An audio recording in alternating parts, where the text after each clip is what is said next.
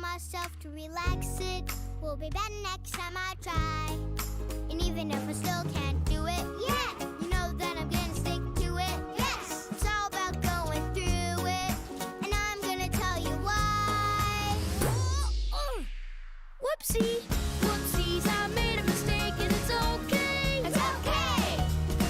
Whoopsies are what it takes to get better and better every day. Whoopsies, I made a mistake and it's okay. It's okay. Whoopsies, help me look, see, I'm better at this today. Woo! Whoopsies, whoopsie, whoopsie, whoopsies. I'm a little embarrassed when I look at my drawing compared to this. I'm just not getting anywhere with this. It makes me wanna hide. Aw, don't be embarrassed. Don't hide. You should have seen mine the first time I tried. It took a lot of whoopsies to look this way. No one's perfect on their first day. Whoopsie. Whoopsies, I made a mistake and it's okay. It's okay. Whoopsies are what it takes to get better and better every day. Whoopsie, whoopsie, whoopsie, whoopsies. Well, what about this? I want to jump rope, but nope, I just can't do it. Well, not yet. Come on and practice with me. You'll see there's nothing to it. Whoa! Whoopsie. Whoopsies, I made a mistake and it's okay. It's okay. Whoopsies, help me look, see, I'm better at this today. Woo!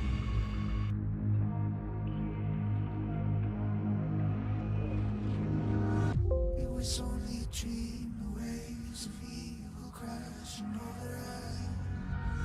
It was only a weak and faithful scream beneath the battlements.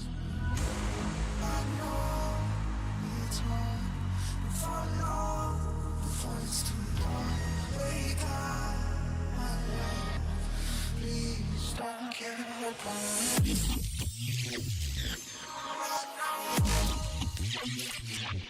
It's hard.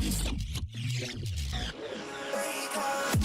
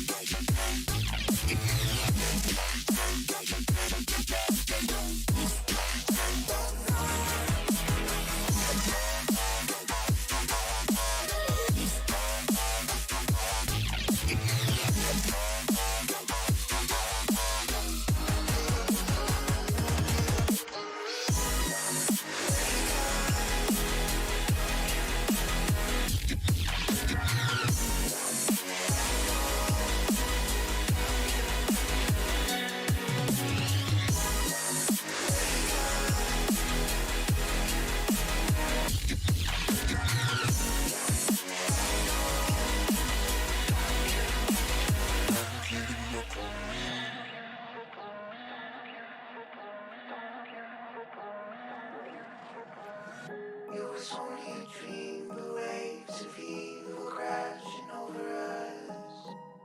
It was only a weak and faithful scream beneath the battlements. But I know it's hard, before long, before it's too dark. Wake up, my love, please don't give up on me.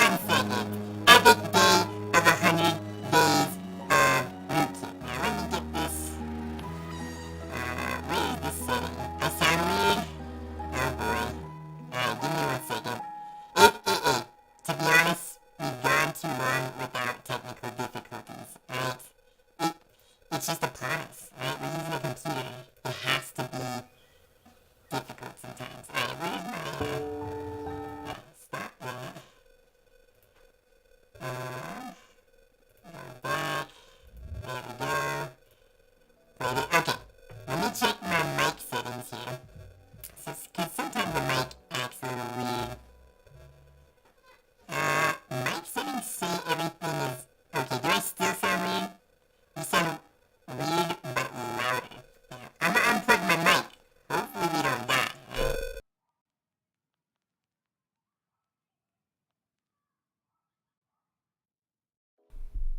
Testing. Is that better? That work? Can we move on now with our lives?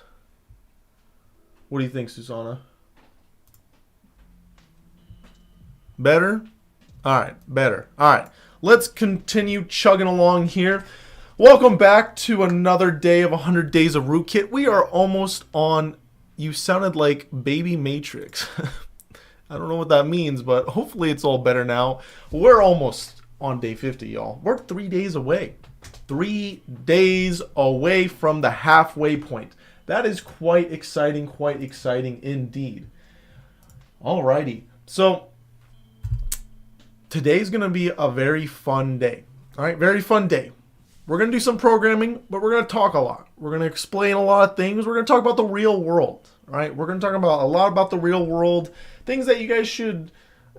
you guys already kind of know a lot of this stuff. So we're just going to be kind of taking those concepts and connecting them. And we're going to help you through to understand this, hopefully today. Hopefully today, you will understand it, get it, and be able to do this concept, alright? But we'll see. Alright, we'll see. This one usually takes people for a little bit of a loop. But before we dive into that, let's talk a little bit about ourselves. We're Rootkit, nonprofit based here in the US of A, alright? We do a lot of things for free, alright? We're teaching you guys for 100 days for free, everything that's on our CompSci cert. Don't go to college, alright? If you want to waste $100,000, you can come over here and waste it on us, alright? I'll gladly take your $100,000. Don't go to another boot camp. They're going to be a waste of your time and money. They're going to charge you an obscenely large amount of money for a useless boot camp. That's going to teach you, at best, a quarter of what we're going to teach you here. Or what we've already taught you, to be honest. Don't believe me? Go to their sites. Look at what they teach you. Look at our cert. You'll see. It's just not even... We're not even playing in the game. Same ballpark. We're completely different tier. So on top of this insane free stuff we're doing, if you go over to our blog, we have our week 7 giveaway going on. Make sure you go over there and get some entries, alright? Week 7 giveaway. We're giving away mystery item. We don't know what it is. We're going to flip a coin and figure out what it is live here on stream on Sunday, alright? The giveaway will happen on Sunday. It's free. You just have to subscribe to our YouTube channel, follow our Twitch, just very, very basic things like that. Let's see here. Oh, a clip of Baby Matrix. Oh, I gotta watch this now. Oh, my. What do you mean sounded weird? I sounded terrible. This is that's unusable. I don't sound like that anymore, right? It's... Alright, while Susanna continues forward, if you like what we're doing and you want to help support us, because free stuff is not cheap, it's very, very expensive, and we're losing money rapidly. You can go over here. The description is in the link. If you're on Twitch, it's somewhere in our bio somewhere.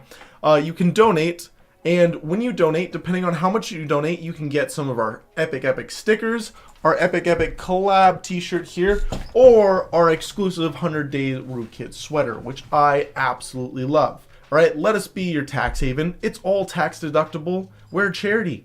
Come, donate, please. Now, all donations are being matched 1-for-1 for the first 10,000 donations, alright? We have pillars along the way, like streaming for 24 hours straight, shaving my head here live on stream, and the one no one wants to see, shaving this beard. I'll lose all my powers if I do that, alright? No one wants to see that. No one wants to see that. I sound fine now, and you found it amusing. Well, good. Hopefully it helped set the tone for today, alright? Amusement, fun. Whew. I want you guys all to take a big breath with me. And then exhale. Alright? We just want to calm a little bit. If you got some coffee, like me, go ahead and drink some. You got some water, drink that. If you got a beer, chug that. All right, chug that one. You're gonna need to. All right. You don't like beer? God, I don't know why I let you on the stream. It's all right though. You're too far for me to hit whatever seltzer you have out of your hands. All right. So I don't think many people know that a wizard's power comes from their beard. No, they don't. That's why they have a beard. That's why they all have beards. All right. At least all the great ones do. Just don't tell too many people, right? We don't want to lose our power. So, are you guys feeling calm?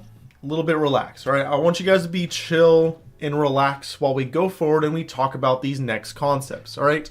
Because these concepts are very, very important. They're vital to programming. They're very, very vital, but they can be difficult for people to understand. It's not because they are difficult things to understand. They're just, it's just weird. It's not like super weird. There's just usually a disconnect. Like you hear it, and I don't know. You'll see. You'll see. We're gonna do our best to explain it, and hopefully today you'll totally understand it and will completely click. All right.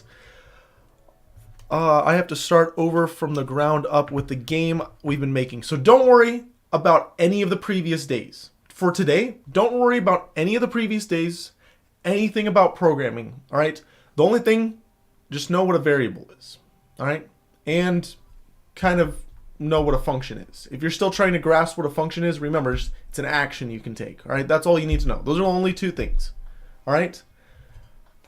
Everything else, forget about it. Don't worry about it. Don't think about it. All right, we'll address it later.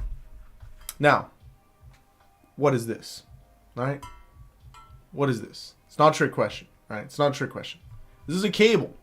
All right, this is a cable. What's this? A little charging brick? Correct. All right, these aren't trick questions. All right, what is this? All right, this is a phone. Swipe away all my notifications here. All right, there we go. Just a phone, all right? Just a normal phone with a phone case on it. We all understand that, right?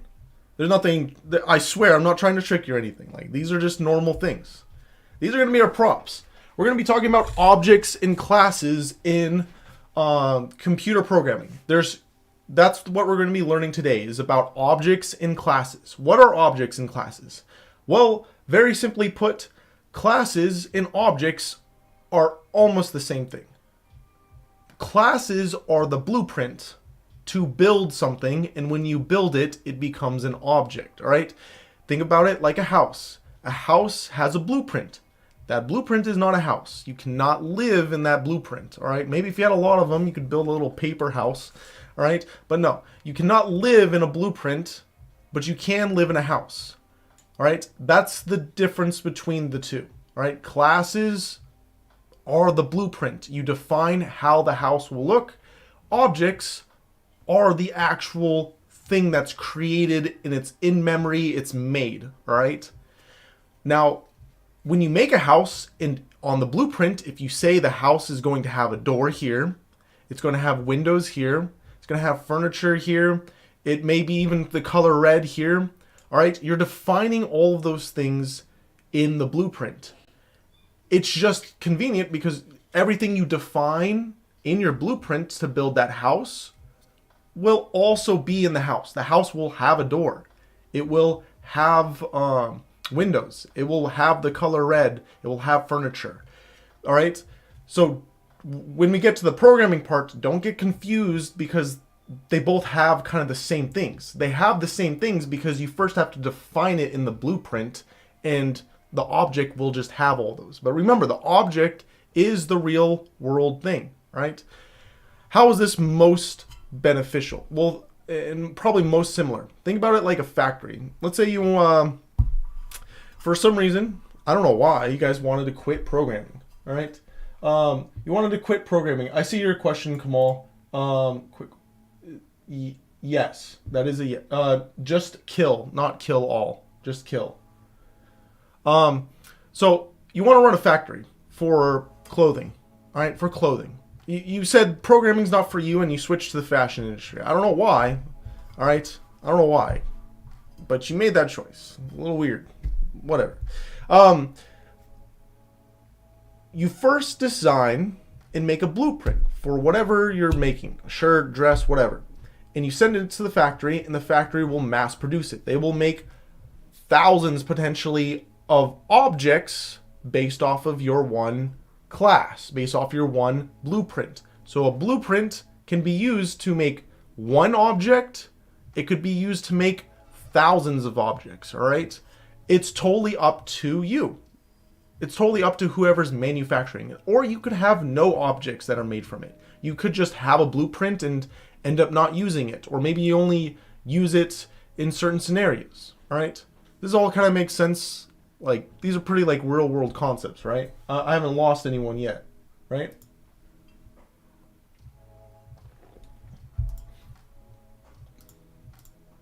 I'm just checking chat, making sure we're good. So, back to this cable. All right, back to this cable. It's a real-world thing. I'm holding it. It's here. This was made based off some type of blueprint, right? Someone designed it, right? It might not have been like an actual blueprint, but there was a design document for it that outlined everything. I feel like I've been wandering around a forest and you're chilling on a beach. That's okay. It's alright. I feel that way too on some of the stuff I have to explore, alright? You go down some deep rabbit holes. Like right now you're currently that lost. Like I'm not talking about any of the other programming days. I'm just talking about right now about blueprints and how you can use a blueprint to make something. But I'm just gonna keep walking. Alright, no. Like right now, forget all the other programming stuff. Right now, do you feel lost? Because I want you just to, like, again, everything we've taught every other day, forget it right now. Don't worry about it. Don't mention it. Don't bring it in. No more questions about anything off topic from this. The big thing is I just want people to focus on what I'm saying today. All right, it's very important. Are there any questions on what a blueprint is and how blueprints are used to then make items? All right, we're not going to go in the whole manufacturing process, but the concept being you can use a blueprint to figure out how to make something. All right, clean slate, let's go. Yep. So this had a blueprint. Someone has it. I don't know. I think this is a Google cable. So Google designed this, made it, the blueprint somewhere that they own it, and they probably sent it to whatever manufacturer made this. All right, right? They had to say that this cable is going to have some properties, right? That's a key word, properties. They had to tell in the blueprint some of these properties, like how long is this? How long is it going to be, right? Are they both at the both ends of these? Are these going to be both male connectors, right? What color is it, right? Those are all properties. So the color it has is white. It has the property of white. Its length is a property, and it's 3 feet. The A and B connectors, are they male or not? Yes, they are both males. All right. This is an object and it has properties. All right, and those are the properties. Now, also objects can have methods. What do I mean by method? Well, it's just things you can do with it, right? What can I do with this? I can plug this in. I could strangle you. I could kill myself. I'll do it. No, I'm just kidding. You can do things with this, right? You can wrap it around stuff. Those are actions you can take with it, right? Except we're not going to call them actions. We're going to call them methods. Why? Because we got to be confusing with this, all right? We have to have a little confusion in it. They're the same thing, though. They're the exact same thing. Technically, there's one subtle difference, but don't worry about it. In your memory, everything you memorize, they're the same thing. Functions and methods are the same thing. Methods specifically are about what you can do with this object, all right? I can plug this into something. I can kill someone. I can kill myself. I could cut off my toe, all right? I can do things with this. This is also an object. It has properties about it, like what color it is, how large it is, you know, length, width, etc. What type of connector it has. All right, this is a property, you know, whatever the US connector is called. All right, this has a US wall, male wall connector on it. All right, and then on the other side, we have another property. What type of USB cables does it handle? It handles type C. Is it a male or a female connector? Well, it's a female connector. All right, all properties a part of this. It also has methods that we can perform with it. We can plug it into the wall. We can unplug it from the wall. We can plug in a cable here. We can unplug in a cable. All right, those are methods we can take. All right, those are methods we can take on this. Right? What is a male? What is a male connector if that's a female? Okay, just we gotta do biology 101. All right, males have penises, females have vaginas. All right, one sticks out, one's a hole. That's the proper term for these, males and female connectors. So if anything is protruding, it will usually go into a female connector. All right, that has a hole. All right, there's some technology sex for you guys live here on stream. All right, so those are all things that can happen, right? Again, actions, when they're about an object, they're called methods. All right? We have a phone, right? You guys all have a phone, right? Maybe it's a smartphone, maybe it's not, who cares? All right? You have a phone. The phone has a color. That's a property. It has potential cameras on it, how many cameras it has. Those are all different properties this phone has. All right? The phone has a screen. How big is the screen, etc., etc. Those are all properties, a part of it. Additionally, you can take some actions with your phone. You can press this little button to turn it on or turn it off. Remember, those actions, when they're about an object, they're called methods. All right? They're the same thing as functions. They're just called methods instead. All right? And then you can do stuff in the software like unlock the phone, etc., etc. And then any type of action you can take, like unlocking the phone, would be a method. The wallpaper I have would be a property, right? You can change properties. If you change a property, usually you'll have to do it through an action, like going into my settings and then changing it. All right, that's an action that you take, aka a method. All right, there's a method to changing the wallpaper. Any questions on that so far? All right, any questions on that so far?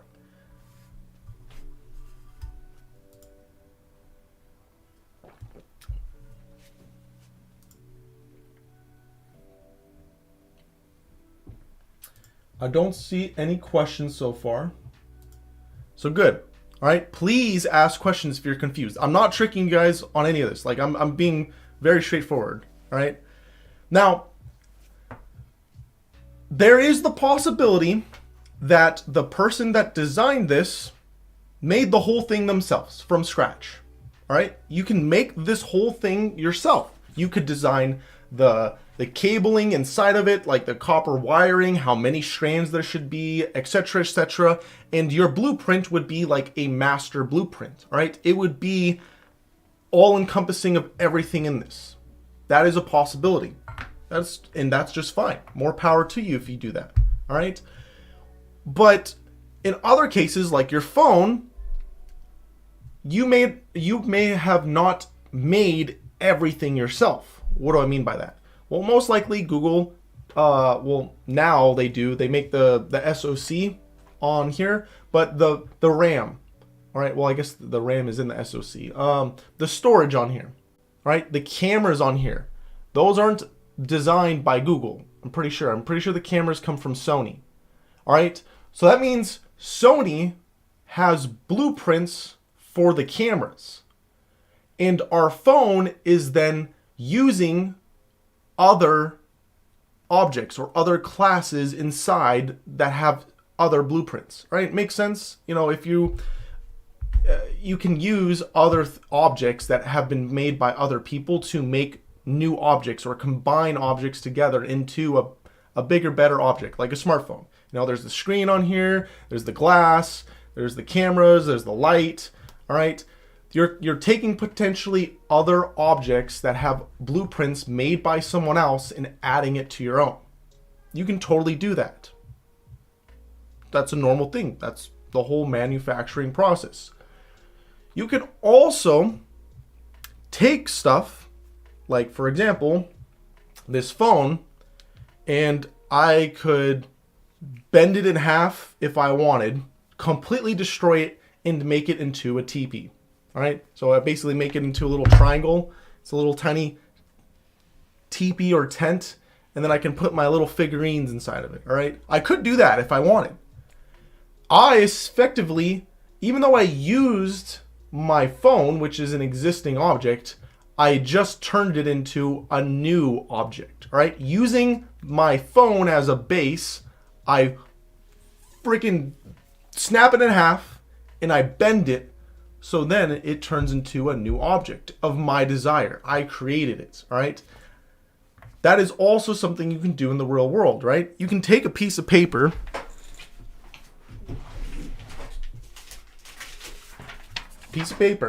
This is an object.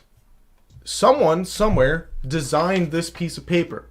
They said what type of wood and chemicals, etc. should be used to manufacture it, and then it's manufactured and it's made. This is its original state. This is an object by itself. I can take this paper and then, upon my own will, make it into something else.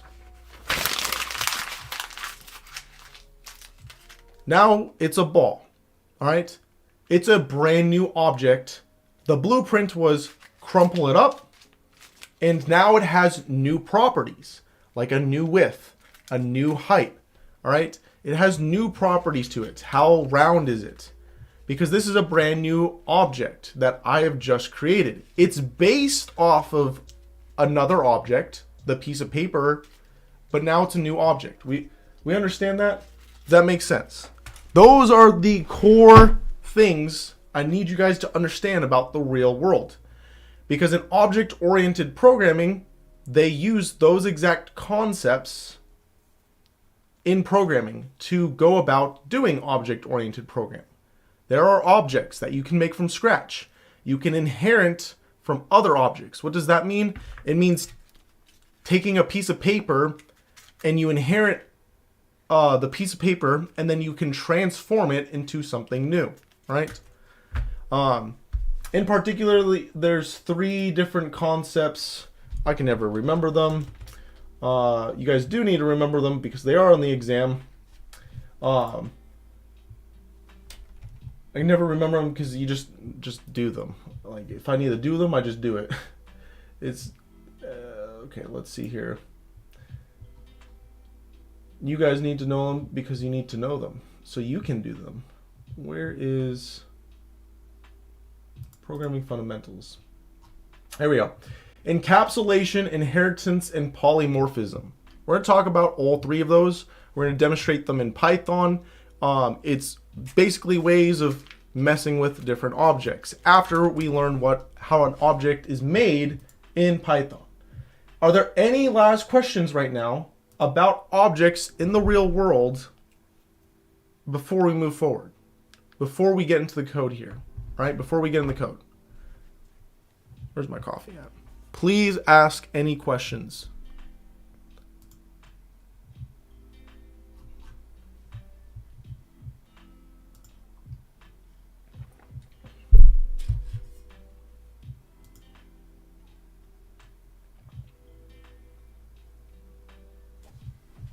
What's up, Kamal?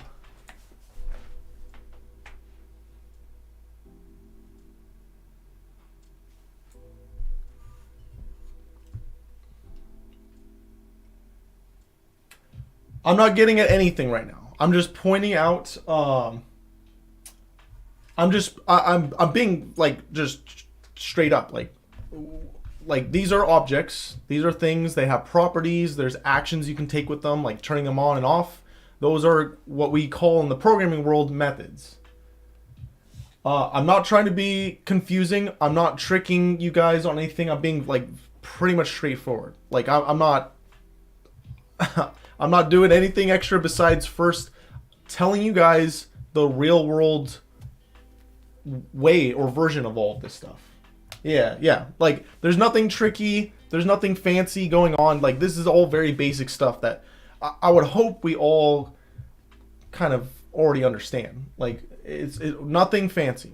I'm just explaining this because we're gonna do the same thing in programming, but lots and lots and lots of people will get confused on this step and be pretty much stunted in their programming growth for quite some time.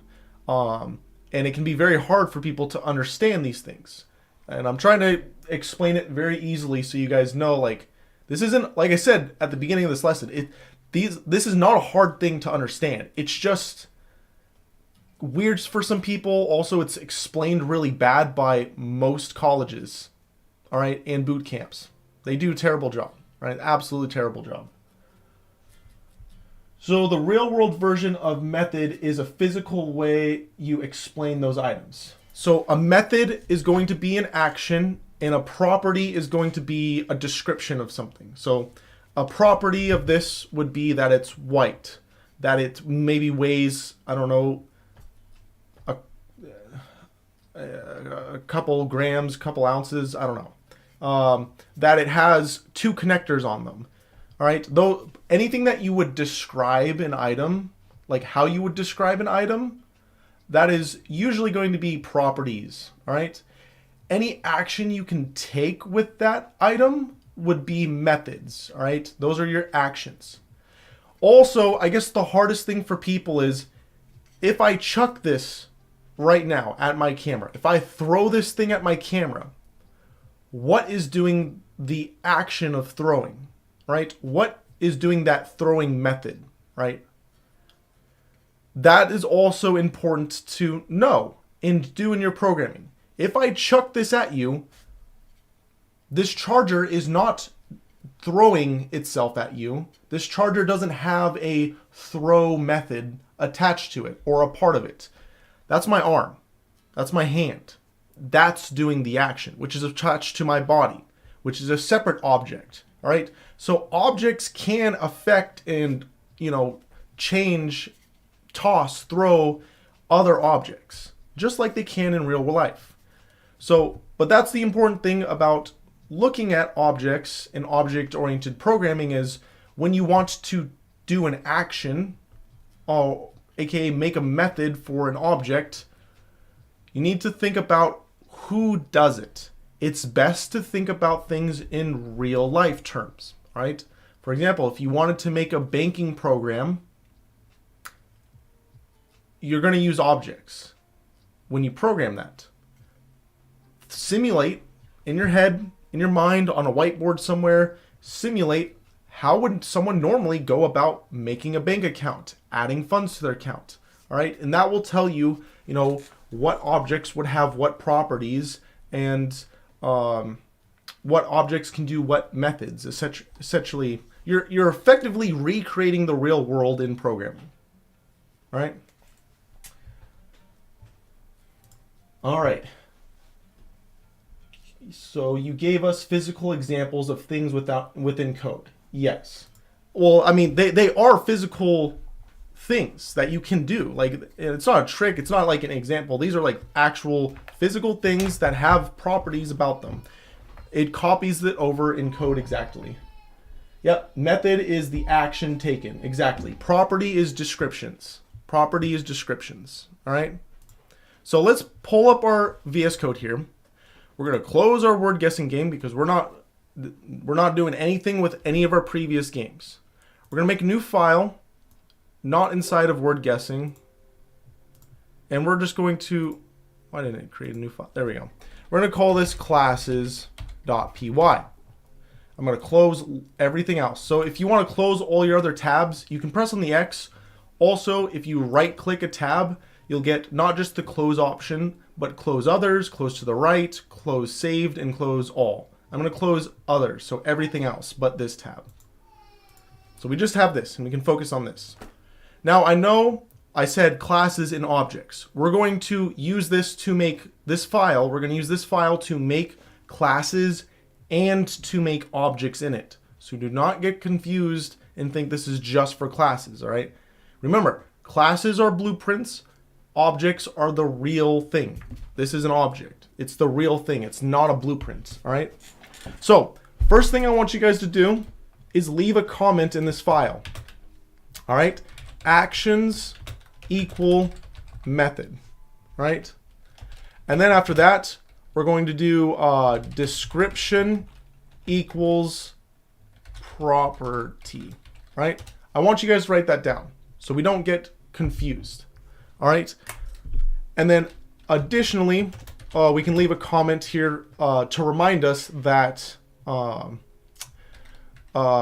blueprint equals classes and real object equals object, right? I want you guys to leave these notes for yourself here, right? This is not any type of code, all right, at all. These are just notes for you guys to look here, and if you forget what a method is, you can see, oh, a method is some type of action. I guess I should remove the pluralization there. A property is some type of description. A class is going to be a blueprint, and an object is just like a real object. I guess I should say real object made from a blueprint, right? Made from a blueprint. All right. So there's your guys' little cheat guide. Very important. Make sure you guys write that there. I'll give you guys another couple of seconds to write this down. All right, because it's very, very important. I want you guys to have these notes. All right. That way, you have a little guide rope, so hopefully you don't get lost when we move forward here.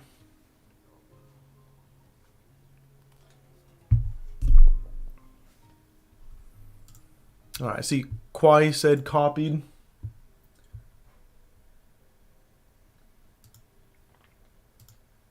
All right, I'm assuming everyone's good now. All right, so let's move forward here. All right, so we're going to create our first class in Python. Our first class in Python. What is a class, you ask? Well, look at your notes. It's going to be a blueprint. The real world equivalent is a blueprint, all right? We're going to make a blueprint, a class here, for what object? Give me some ideas in chat. What object? It can, anything in real life, we can make in programming, all right? So give me something that you want us to remake inside of Python here.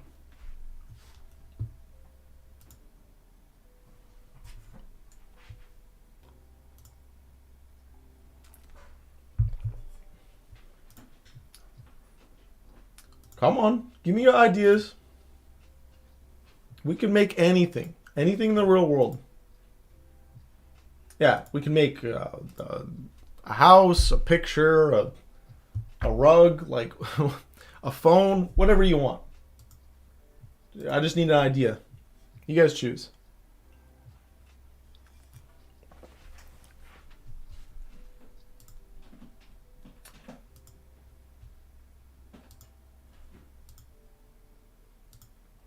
Man, you guys are terrible. Look, all right. I'll choose then. I'll choose. All right. A teacup. Thank you. Thank you, Kamal. All right. We're going to take a teacup. All right. We're going to make a teacup. All right. So, a teacup is a cup. It can hold stuff, and you could fill it up, I guess. So we'll figure things out as we go forward. All right, teacup should be nice and simple, I think. So how do we first start making this class? All right, because we got to make a blueprint first. We type in class, right? This is how we start making class, and the next thing we type here is the name. Is the name of our object. All right, we want to make a teacup. Now, everything so far I've told you to do in camel case. Classes, make them in uppercase camel case, all right? Upper camel case, aka the first letter is going to be capitalized, all right? The first letter is going to be capitalized. This is normal convention, and this shows that this is a blueprint which is different than everything else we've messed with in Python, right? This is a class. At the end of this, we're going to do some parentheses and then add a little but, all right? So we have said so far that we're going to make some type of, we're making a blueprint for something called a teacup. We have no instructions at all though, all right? We have no instructions at all.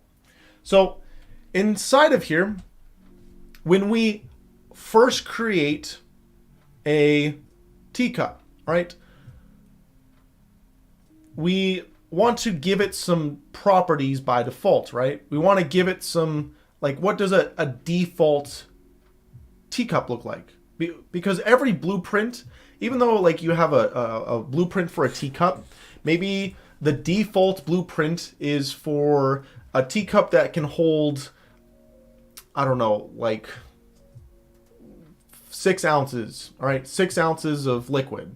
What is that in milligrams? I don't know. The people outside the US, you figure it out, all right? 6 ounces, all right? And then you give the blueprint to a couple other people, and one person says they want to change it to 10 ounces instead, or maybe 2 ounces, all right? What they do afterwards, we don't really care about right now. We're just going to tell them what we want our ideal default teacup to look like. There is a special little function for classes called init, underscore init, all right? Underscore, if I can spell init correctly. Now, what is underscore init and what is going on? Great question, right? Underscore and underscore init, remember those underscores, we kind of talked about it yesterday. Double underscores on both sides is a special type of variable or a special type of name that Python itself is looking for. That Python itself is potentially manipulating, doing, etc., etc. This, for our blueprint, is what we want when we first create our teacups, what we want our teacups to have, right? So everything we put in here is going to be the default stuff for when we make a teacup, all right? So our teacup could have potentially a handful of properties. What are properties? Well, we look right here, descriptions, right? Descriptions about them. For example, how tall is it? All right. Maybe how wide it is. Not Windows error. Maybe how much it can contains, or how much it can be filled up by. What's the term for that?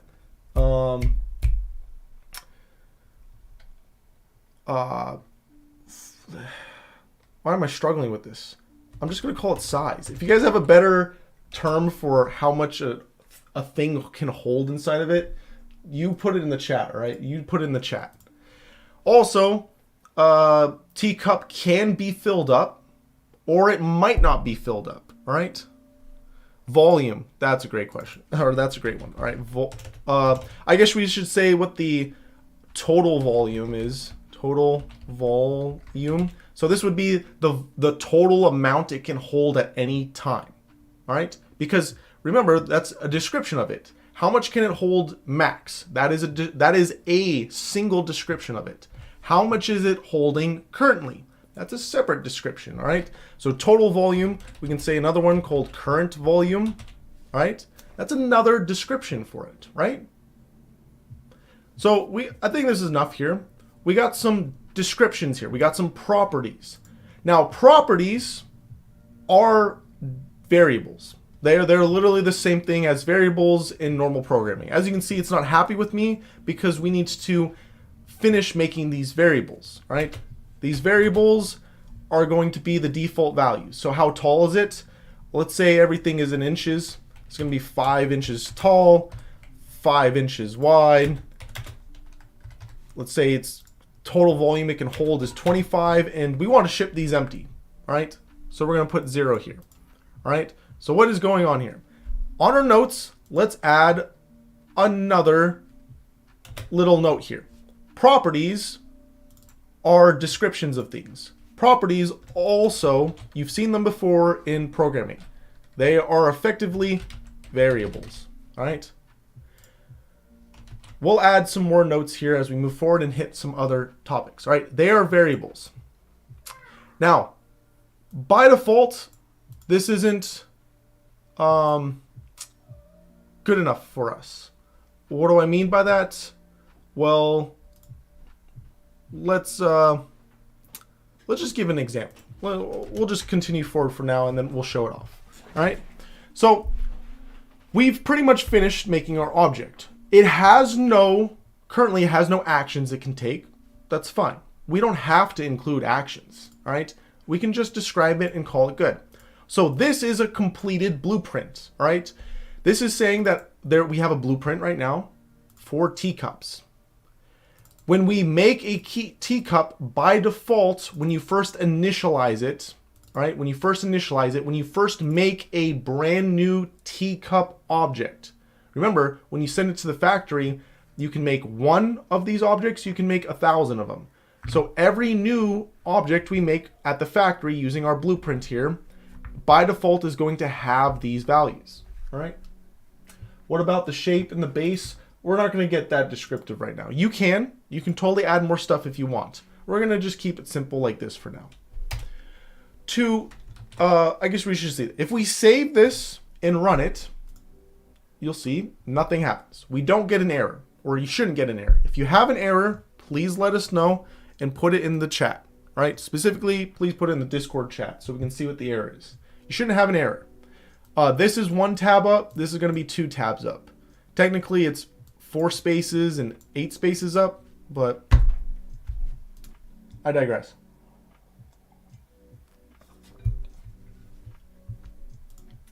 Everyone good right now? They got this on their code.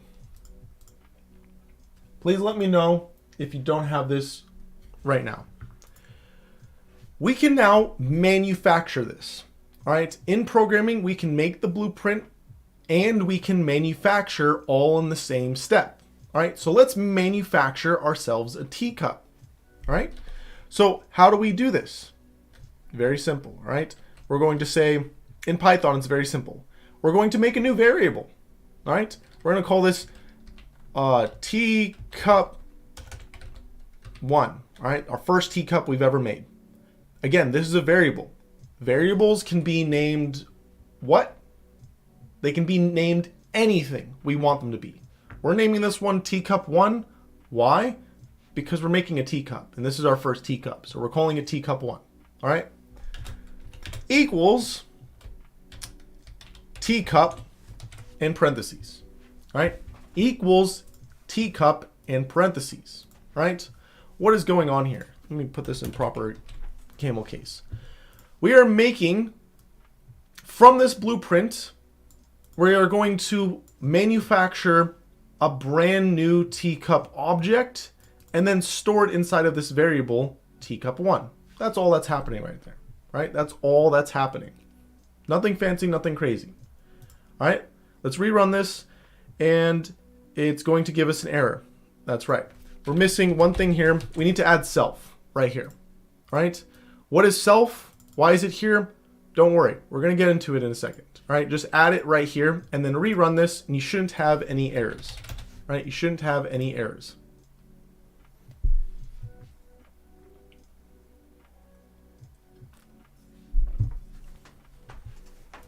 So if you don't have any errors, it means we manufactured this object successfully. We have made a blueprint and we made one instance of that blueprint as an object, right? So the cool thing about objects is to access any of its properties or methods, we can do that at any time. What do I mean by that? If we say teacup 1 and we want to know maybe how tall it is, we can do dot, and this will tell us all of the, what do you call it? The stuff it has attached to it. And I thought that would, okay, maybe, okay. Line 14, are both teacups supposed to be in the same case? No, these should not be in the same case. All right, this should not be in the same case as this one. All right, this is a blueprint. that you made. So it should be exactly spelled the same as it is right here. This is a new variable and it should have a completely different name. How do you know which camel case to use? At all times, you should be using normal camel case. You only use capital camel cases if it's the name of an object. But again, that's just a guideline. Technically, you can do anything you want. I could just call this ASDF with all lowercase and that would work just fine, right? Remember, all names of variables and of classes and of functions can be anything you want them to be. The general guideline, all right, to keep things nice and pretty and organized is camel case everywhere except for classes. Classes should be upper camel case. All right, so this is not working for my next example here. I know why, so we're going to take this one step at a time. So it's not working right now because there's actually an additional step we have to do. All right, there's an additional step we have to do. Now, stick with me, all right? I'm going to make this addition. Do not read into it. Just make the addition yourself too. We're going to run with it, and then I'm going to come back and revisit and explain to you what's going on, all right? So this self thing is a new term we're going to learn about, all right? This self thing is very, very important because it refers to the object itself. What do you mean object? This is a blueprint. This is a class. You're right. This is a class. It's a special little term for when this becomes an object, what the object itself should have a part of it. So when we make variables in this in this class, and we define them here in our blueprint, we can't just say tall equals 5. We have to say that we want tall to be equal or to be attached to whatever new objects we end up manufacturing. All right. So effectively, all you got to do is you make your variables the same. You're just going to need to put self at the beginning of it. All right. We'll explain it a little bit more here in a second. Just stick with me on that. So again, these are variables just like you've seen before. The only special thing you have to do here is you need to put self and then a dot when you are defining them. And inside of here, you need self by itself. It's just a requirement, all right? It has to be named self. All right, if we rerun this, we shouldn't get any errors. So go ahead and you guys catch up a little bit, run it. You shouldn't have any errors, all right? You shouldn't have any errors. Yes, it's more of an aesthetic thing, 100%. There is no rules for this. It's an aesthetic only. This is the aesthetic we're teaching you guys. Other people follow different aesthetic practices, but these are the practices we're teaching you. They're going to be most compliant to PEP 8, which is a kind of code of how you should be making your Python code. You don't have to listen or adhere to it because, again, programming is the Wild West. You can do whatever you want at any time. All right, I think that was enough time for you guys to catch up. All right, now down here, if we type in our teacup1 and do a dot, so the dot, we've seen it before. We've been using it. Technically, everything in Python is an object. They're pre-made objects by the language itself. And you've been making objects with those blueprints. You've been making strings, which are objects in Python. You've been running functions using dot. All right, now we're going to explain what dot is. Dot is a way for you to see properties and methods attached to an object. All right, what are properties and methods? Those are going to be the variables and technically the functions. All right, attached to a object. All right, so for example, our teacup here has its current volume right here. It has tall, it has total volume, and it has wide. All right. Well, hold on. Let me. Can I select myself?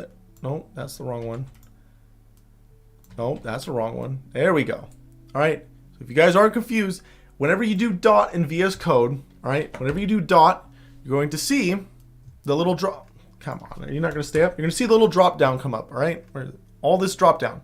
This drop down are all of the different properties and methods attached to this object that you can then run, use to your will. So for example, this teacup that we just manufactured, if we want to see how full it is, we can say current volume dot current volume. This will tell us what the current volume of it is. So if someone's using it or not. Let's see. If we print it out, you'll see we get 0 gets printed out. Let me go ahead and move myself down here. All right, 0 gets printed out. Why? Because this is a brand new teacup we just manufactured. It's fresh, hot, right off the assembly line, and by default, the teacups come empty. How convenient. It'd be really weird if I bought a teacup and it was full of liquid. That would be very, very weird. All right, so we're manufacturing our teacups empty. So the current volume of this brand new teacup we manufactured is 0. Let's manufacture another teacup, shall we? How do we do that? Well, again, we're going to make a variable. What is a variable? It's just a name, a placeholder for some type of data. So we call that one teacup 1. This one, I'm just going to go TC2. Why? It stands for teacup 2. Also, so you guys know, these are just normal variables. All right. I'm not using some special naming scheme. All right. This, though, we need to still call the same teacup class because that's our blueprint. We gotta look at the blueprint to know what we're manufacturing. All right. So we just made a second teacup called TC2. It was that easy. We just made an entirely new teacup. All right. If we do print here, we can say TC2 dot and see all of the current properties and methods it has attached to it. All right. So as you can see, this one also has a current volume. So if we print the current volume of this second teacup we just manufactured, all right, you'll see they're both empty. Thank God, all right, because we said when we manufacture these, they should be empty, all right? We don't want to be shipping out any teacups that are full of content. Now, just like teacups in the real world, we can fill them up, right? We can fill them up. There's a couple ways we can go about doing that. 2 in particular we're going to talk about, at least right now, right? 2 that we're going to talk about in particular right now. All right. So you can directly access, because these are also just variables. Current volume is just a variable. So just like how we can print it out, we can also give it some new data because it's just a variable. So we can say instead current volume is going to be equal to, let's say, 25. All right. It's going to be a completely full teacup. All right. It's going to be a completely full teacup because our total volume is 25. If we run this, hey, look. Now it says 25 is the current volume for teacup 1 and 0 is the current volume for teacup 2. All right? Because remember, these are 2 different objects we made. They're 2 completely different objects. One is full, the other one isn't. Right? One has 25 ounces in it, the other one doesn't. You can do this for all of these. Also remember, these are just variables. Variables can be whatever you want them to be. So even though this current volume is supposed to only be numbers, whole numbers, integer values, we could make it into a string. All right? We could do something like that. And if we run this, look at that. It says fuck you on it. All right? You can do anything because they're just variables, right? They're just conveniently called something else, properties, but they can be literally anything you want them to be. Because there are no rules, no regulations, no guidelines in programming. You have to enforce that yourself, right? Something I keep saying over and over again. It's for a reason. You have to enforce your will upon these programs. So properties are just like variables. They are so much like variables, they are literally exactly the same thing as variables. They're called properties because they're attached to an object. That is the only reason why they have a separate name. You will hear me refer to them as variables and as properties. Why? Because I find it as confusing as you do. All right? And they are the same thing. All right? They are the same thing. 20, because we were just printing out the total volume. So teacup total volume would work also too, right? Yes. Total volume will work also. We could change this to total volume, and if we run that, that will work. We could change it to wide, and that will work. We can access any of the variables, any of the properties that are attached to our object at any time, and we can change any of them at any time. All right? We can change any of them at any time. Any questions so far? All right?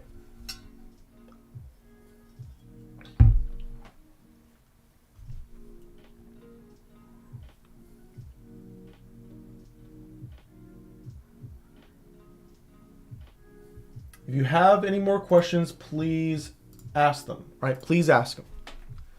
So again, properties, variables, the exact same thing. Properties just refer to something that's attached to an object. All right? Attached to an object, which means you have to use the dot in order to access it. It's not like we can just say print wide. We can't just say print wide. We have to because wide is a part of these objects, these two objects we made. So in order to get that property, we have to first say which object we want to look at and do a dot in order to get that property out. It's about putting, okay, if we already defined all the variables, why would you use the numbers and not the variables themselves?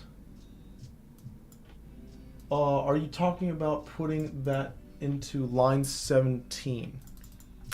So I'm just showing here that you can change these. You can change these after the fact. So for example, if we wanted to emulate someone using, we just sold them one of these teacups. Let's say we just sold them teacup 1. Someone wanted to fill it up with some type of liquid. How far are they filling up that teacup? All right, so we would need to set the current volume to, maybe they filled it up halfway to maybe, what's half of 25? 17.5. So let's say they filled it up halfway.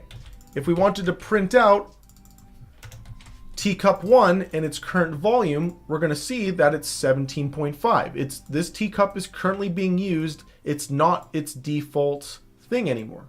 All right, it's not its default thing anymore. All right, so ask any more questions. We're going to go on break for 3 to 5 minutes. Play around with this. Play around with it. Give it more properties. Take away some properties. All right, there's nothing here that's weird or trickery. All right, the only things that you really need to like brute force memorize is this format is how you need to, this is the format you need in order to make a class. Right? And this is the format you need in order to make an object from a class. Right? Besides that, these are variables just like you've been making so far. The only special thing is you have to put this self dot in front of it. All right? We're going to show an example here of what happens when you don't do that. A working example, because I did show you and it didn't work, but I'll show you next a working example of it. And then after that, we're going to show you guys, we're going to move away from the teacup example and we're going to give a more video game-like example, all right? We're going to move into the video game realm a little bit. And this is used in pretty much every video game, all right? And hopefully it will also help make sense because you guys have all played video games, right? I hope so. At least something like Candy Crush, right? Come on, we've all played Candy Crush, right? Right? You haven't? Maybe it's for the better. All right. I'll see you guys in like 3 to 5 minutes. All right. Go mess around, take a breather, whatever you need to do, and we'll be back.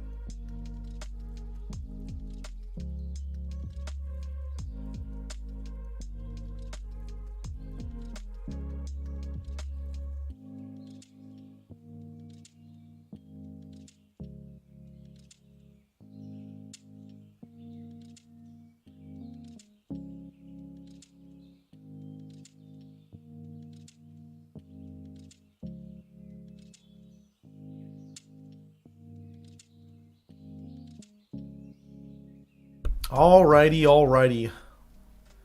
Let us trek forward on our exploration today. Alright?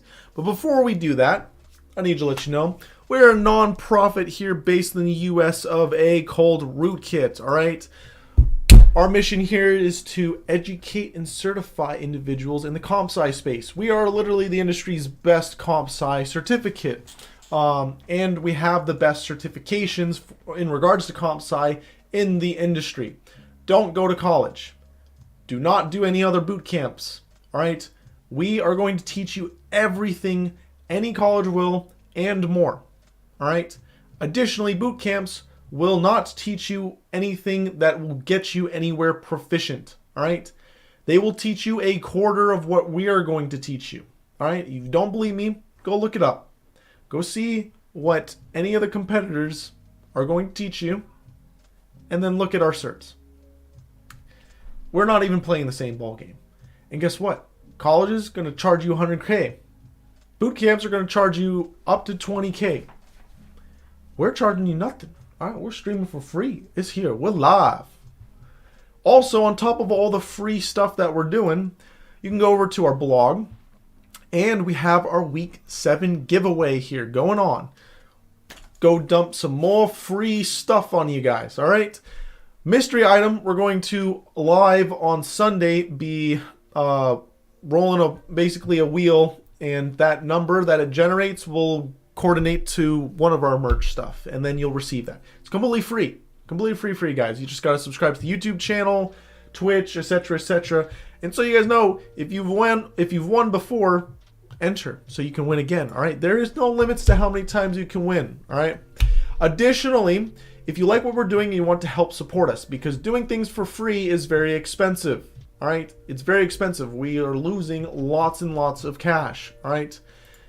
Then you can go ahead and donate to us. All donations are being matched 1-for-1 for the first 10,000 donations. Depending on how much you donate, you can unlock certain rewards, like our stickers, our epic collab t-shirt here that I got on, all right? And then our 100 Days of Rootkit sweater. Additionally, we have things to meet along the way, like teaching for 24 hours straight, shaving my head here live on stream, and shaving my beard, which no one wants to see, so we don't need to get there, all right? No one wants to see that. I won't be disappointed if we don't get there, all right? Alrighty, let us move forward here on our journey, all right? So, self. We're going to go back and visit self real quick. Self is a way to attach the variable to every object uniquely. What do I mean by that? Every single variable here, for example, teacup and teacup 2, they both have their own current volume, and each one is independent of each other. What do I mean by that? We filled up our cup here, and Kote just made fun of me because 17.5 is the incorrect amount for half. It's 12.5, right? Yeah, it's 12.5, all right? All right, so if we print out teacup 2 dot, and there's current volume, we can see the current volume of both of these objects, both of these teacups we have here. Only one of them we filled up halfway with some liquid. And if we print, you'll see that one is filled up halfway, the other one is not filled up at all. Self will make these variables for every object, and they will be a unique instance of that object, right? They're going to not be in any shape, form, or way associated to any other object of the same type, right? It'd be really weird. It would break the laws of physics. If I filled up my cup and it started filling up yours, that would be really, really weird, right? That would be really, really weird, right? So just like physics.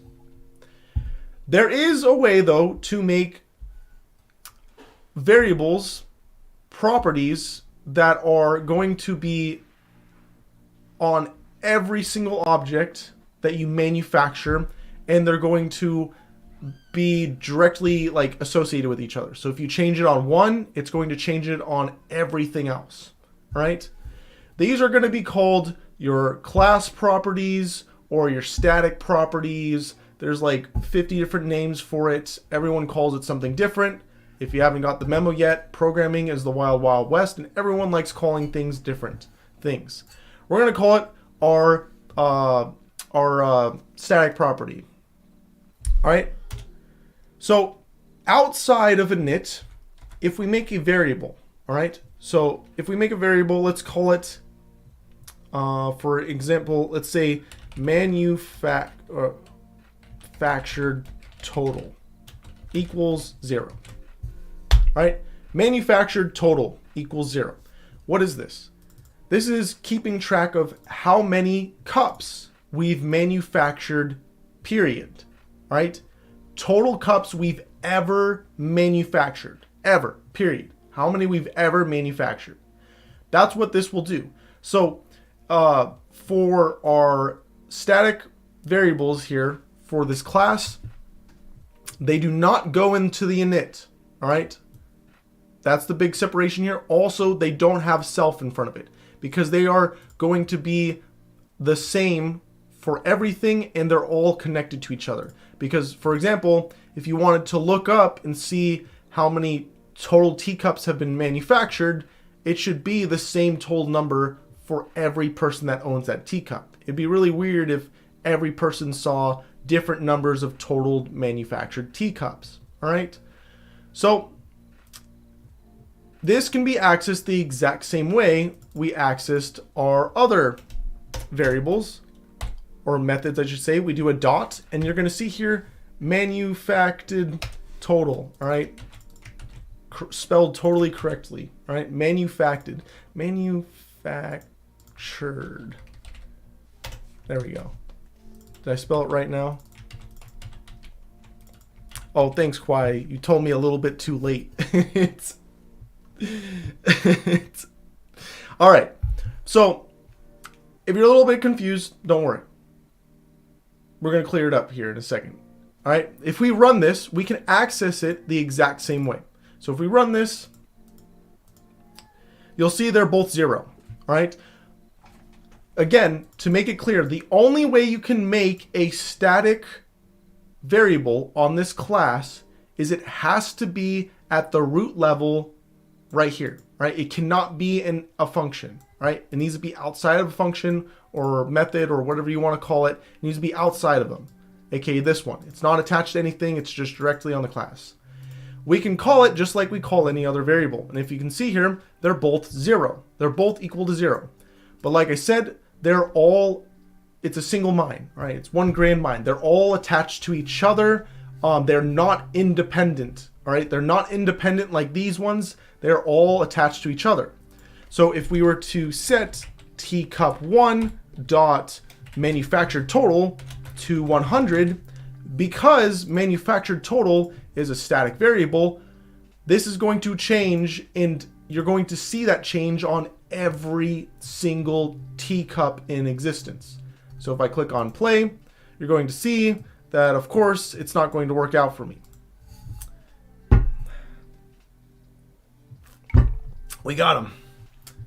Got me. Made me look like a fool once again.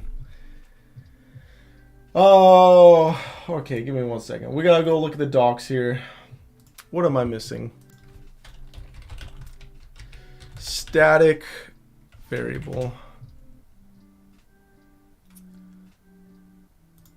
What does this article say?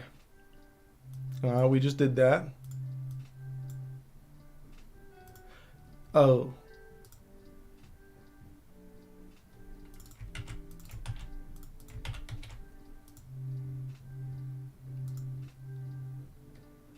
Hold on 1 second.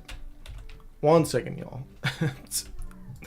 Sorry, this changes on language to language. All right, this is different in Python than it is in Java than it is on C++. Like they all change. So I think I'm a little bit confused here because the last time I did this stuff, this in particular was in Java. All right, manufactured total plus equals 1. Why you gotta do this to me? Cannot access local variable. Not associated with a value. What do you mean? You are associated with a value. Alright, maybe we should keep looking through the doc here. Oh no, where'd it go? So, stream. Why you gotta do this to me? Okay, well, then we'll just do it this hacky way.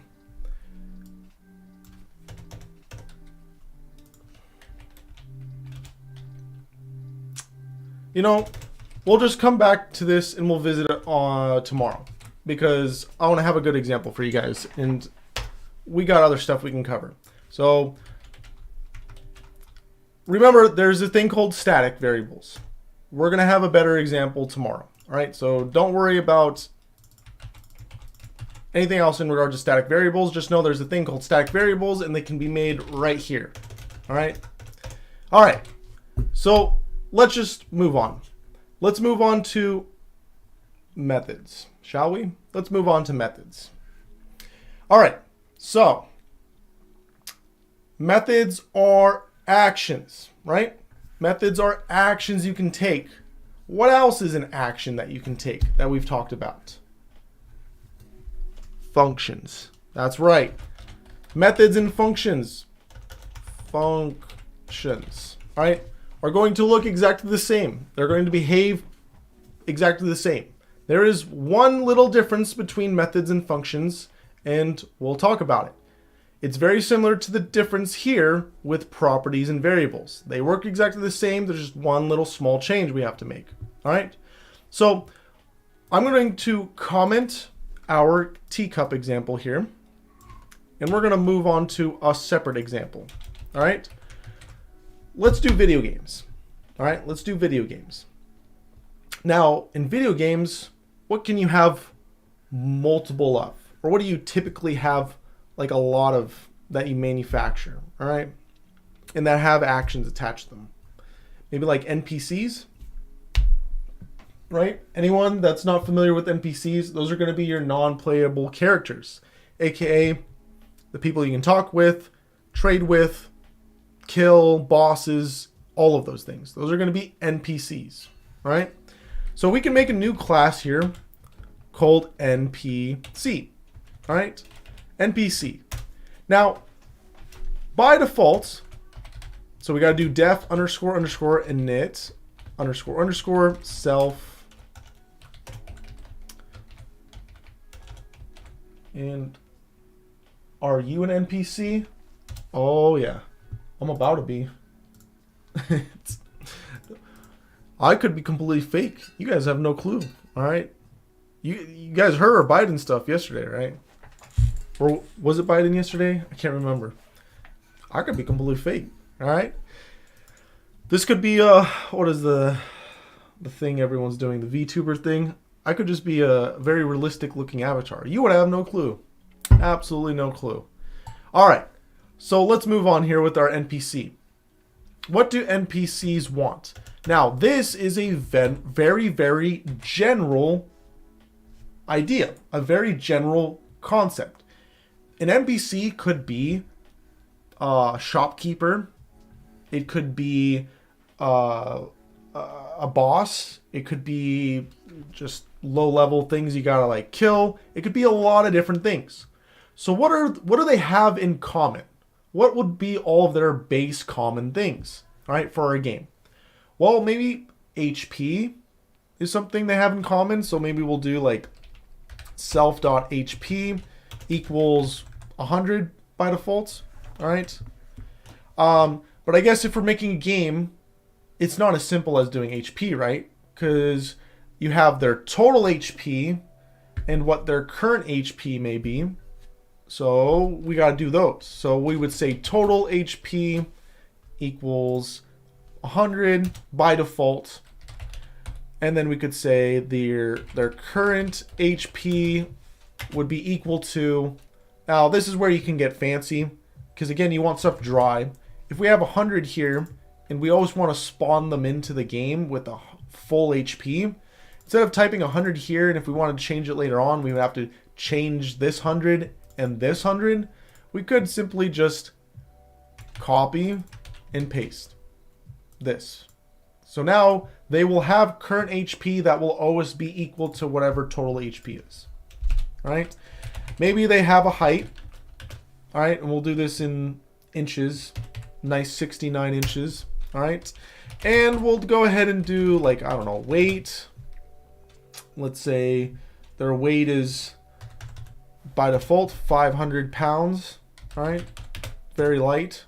And then next, let's do, remember, these are all descriptions, all right? All properties are descriptions. So next, let's say our NPCs by default will have like a base power level, all right, of, I don't know, 5. And then they'll have a base defense level. I'm not going to spell out defense. Probably spell it wrong anyway, so it's of, let's say, 5. All right, we made a bunch of stuff. All right, we made a blueprint for a default NPC. So any generic default NPC will have these values attached to them. All right, we'll have these values attached to them. All right, so if we maybe want to make a goblin, we can make them. We can say they're going to be equal to NPC. And they'll get all of these basic stats. Maybe in our game we want to also make a shopkeeper. They're going to be equal to NPC also, right? And if we run this, we'll see we get no errors, which means they were created successfully. And if we want to see their stats, we could do something like print goblin. Let's say we want to see its health. Remember, you got to do that dot. We can see a total HP for it. And maybe we want to see the total HP of our shopkeeper, all right? And if we run that, you're going to see we both have hundreds here, all right? I'm going to give you guys a second to catch up. How/when would metrics be added? However you want and whenever you want, all right? However and whenever you want. Can you play the Biden video again at the end of class? Sure. I can play our Biden endorsement. All right. All right. So this isn't anything new, right? We've already talked and shown this off. All right. We've shown how you can make a class. We've shown how you can make properties for that class. And we've shown you already how you can then manufacture multiple different objects from that class. Now we're kind of tying it to more programming based things like video games, all right? There's an issue though here. Our game is going to be kind of shitty because everyone's pretty much getting the same default values, all right? Everyone's going to always have the same power level, defense, etc., etc. Also, none of them have any methods attached to them. Functions, actions, all right? They can't do anything. They can't fight. They can't defend themselves. We can't even talk to them, all right? All we can do is describe them right now. So let's learn how to change their properties more than what we just showed before, where you can just change the properties by saying they're equal to something different, and how we can make them perform actions, all right? If you have a question, Kamal, go ahead and ask it. Go ahead and ask it. I got an error for the shopkeeper HP. Make sure you typed it correctly. All right. Look at the errors that you're getting. You got to decipher them. All right. You got to decipher them and then resolve it from there. All right. So we're going to go over the concept of how you can do custom stuff upon manufacturing your NPCs, all right? Or custom stuff upon manufacturing your custom, like, teacups. We can use this by, remember, this def means we're defining a function, all right? It's a weirdly named function, but it is a function. And it has, by default, a mandatory thing called self, all right? A mandatory variable that needs to be passed to it called self. But where is it in here? Why aren't we passing it here? You are. It's kind of behind the scenes. We'll get more into it later. Don't worry. If we do a comma after this, Remember, this is just like a normal function. So we could, put required items inside of here that we require. Or remember, we could also do optional items where it's optional for you to define. The optional items can become very, very handy. For example, HP, or maybe total HP. By default, maybe we want total HP to be 100, all right? But give them the option to change it when they manufacture our object, all right? It's kind of like saying our teacup, when we send it to a manufacturer, the manufacturer, by default, they should be making teacups that hold 5 ounces of liquid, but they have the option to tweak it and make it so it holds more liquid, all right? That's what we're saying here, is when we manufacture it, we have the option to tweak a property. So this is going to, again, just like how normal functions operate, this is a brand new variable called total HP right here that we made. This is different than the variable here called self.totalHP. They're completely different, all right? They're completely different. One is attached to self. The other one is independent by itself. So if we copy that one and put it right here, we're going to give this default value of 100 that's stored in this total HP variable. We're going to then store that into this property called total HP by default. So this is a different way of saying how much HP they'll have by default. Now, if we rerun this, you'll see everything is exactly the same. They both get 100 HP. All right, nothing's changed. The only thing that's changed here is we have a new variable that's an optional argument that by default has the same value of 100. But now we get an additional option of when we manufacture these here, we can now change what their default stuff would be. If we hover over NPC, you'll see right here, just like you do on the functions, this is going to be a class called NPC. And inside of it, we can pass a variable called total HP, which by default, it's going to be an integer and it's going to be equal to 100. All right, it's going to be equal to 100.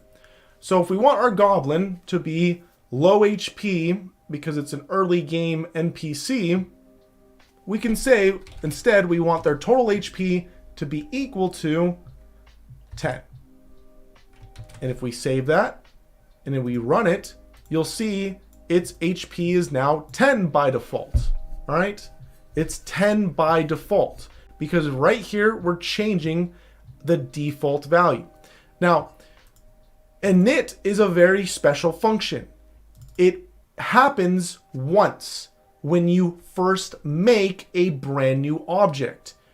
Everything we put inside of init after self here are things that we can then access in these parentheses here when we first are making that object. All right, they are specially tied together. And no, it can be some kind of confusing to people at first because they think it should go right here where we're defining our class and we have our parentheses right here. It doesn't. It goes in this very special function called init. All right. Any questions so far?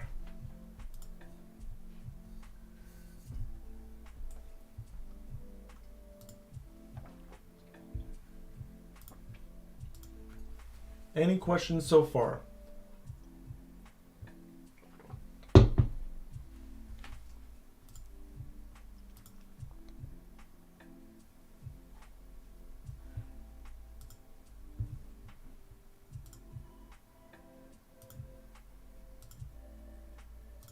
I'm gonna give you guys like 10 more seconds to ask a question.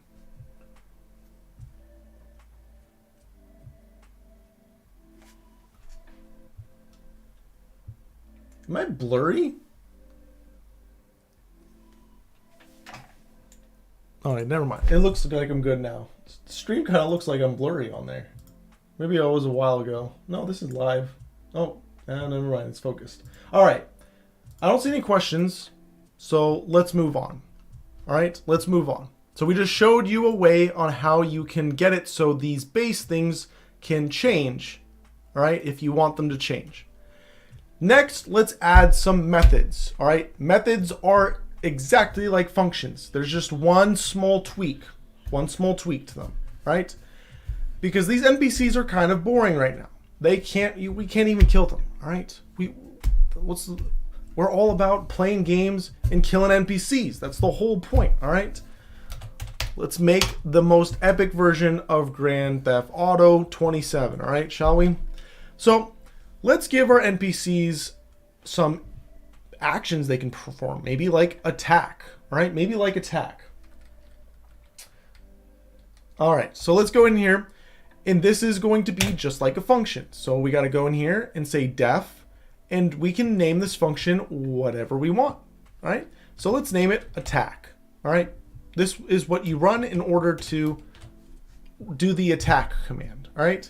So if we say attack, what makes this a method compared to a function is that we have to first put self in here, all right? We need to put a mandatory argument in here called self, all right?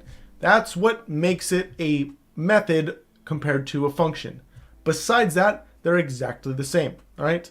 So attack, and I think that will be it. When someone performs an attack, they're going to, this is where we make our own custom algorithm on how we calculate people's attack damage. All right, so if you played a game and you've wondered how they did this, this is how they do this. They have an attack function, and in here is where you write your custom logic to how someone attacks. Right now, all we have is our base power level. So we could say return self.base power level. All right. And so what will happen now is if we go down here and we say print, and for our goblin, we want to print the goblin doing an attack. So the goblin is now performing an attack. We're doing goblin.attack. Also, Shotkeeper has an attack. Why is it formatted like this? Great question. Again, to access anything that's attached to an object, we're going to do a dot. We're going to do a dot afterwards. It will tell us. Here, we see attack. Now, this is where the symbols here can be kind of useful. We've seen also that they've been wrong at times, all right? When it has this little blue icon, most likely it's going to be a property, aka a variable that you can read. Anytime you see this purple icon, this little purple box here, that will usually mean it's a function, a method that you can perform. So we want to perform the attack. And since it's a function, we need to add those parentheses at the end in order to activate it, right? In order to do that action. So now if we run this, we should see what damage we're going to do. Because when we attack something, we don't know what we're attacking, but we know we're swinging and we're going to do at least our base power level. So if we run this, you'll see 5 is printed out. 5 is printed out. All right, 5 is printed out. All right, we expect that because it's 5 right here.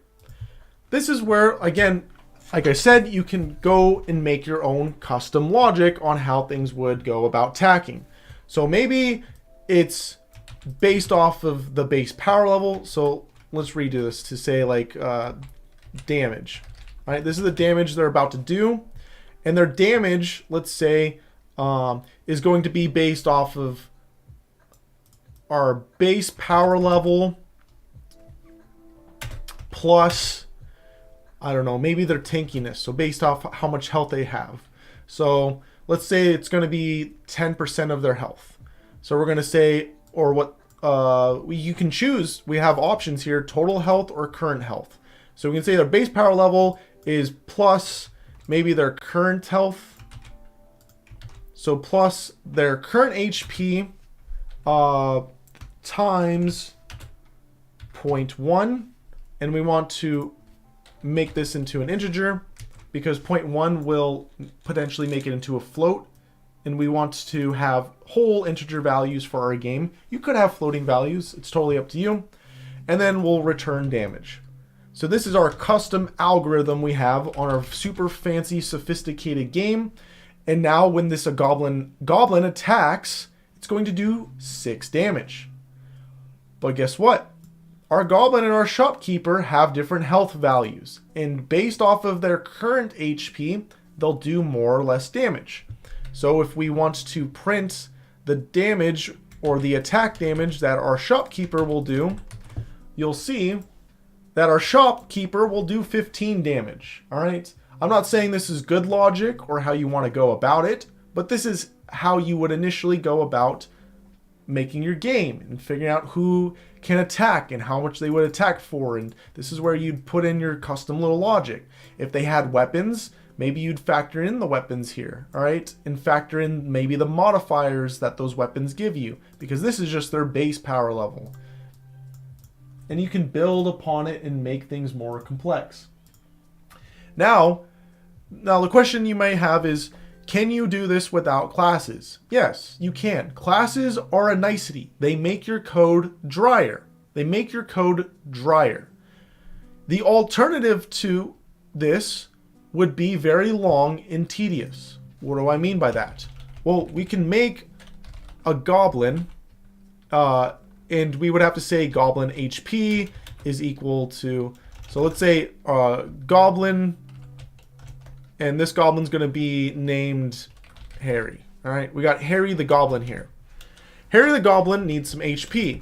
So we'll make Harry goblin HP equal 100. And then Harry the goblin also needs, he needs his total HP.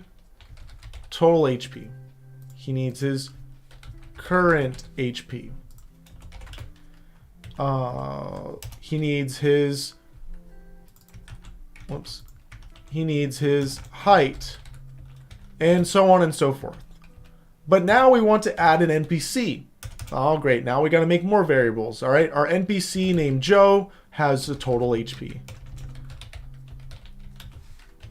And Joe has current HP. All right. And so on and so forth. I think you guys kind of see the point here. We would have to rewrite and remake all of these. And then if we got something wrong or we wanted to change something, we're going to have to then edit all this. This is one way you could do it. You could also use a dictionary. So you could say that the Goblin Harry instead it has a dictionary, and in here his HP is going to be like 100, and then his weight is going to be 500, and etc, etc.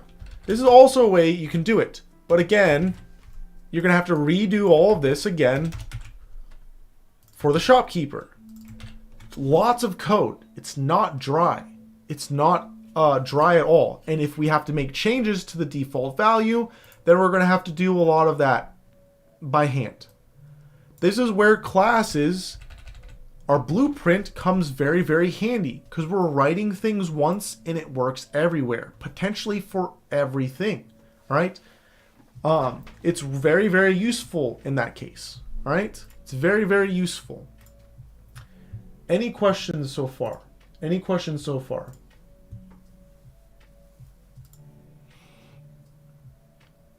Again, this is just a function. How you want to use this function is totally up to you. This is just an example that I put in here. You can do whatever logic you want. The only thing that's required to make it a property is you have to add self. So why? Why is this self thing here? Why do we keep adding self? What is going on?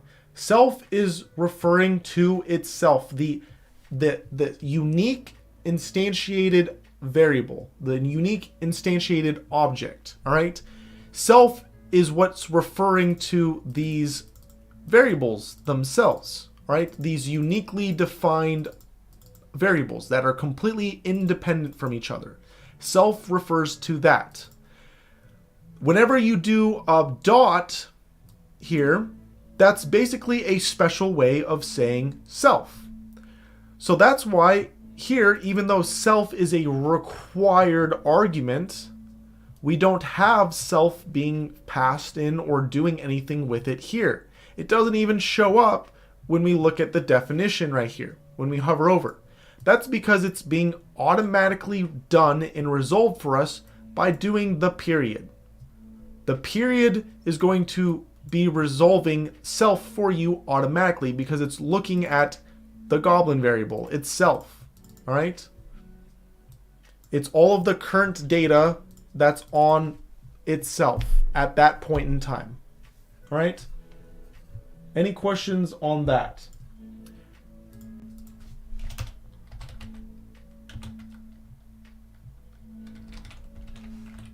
So, we don't need self though.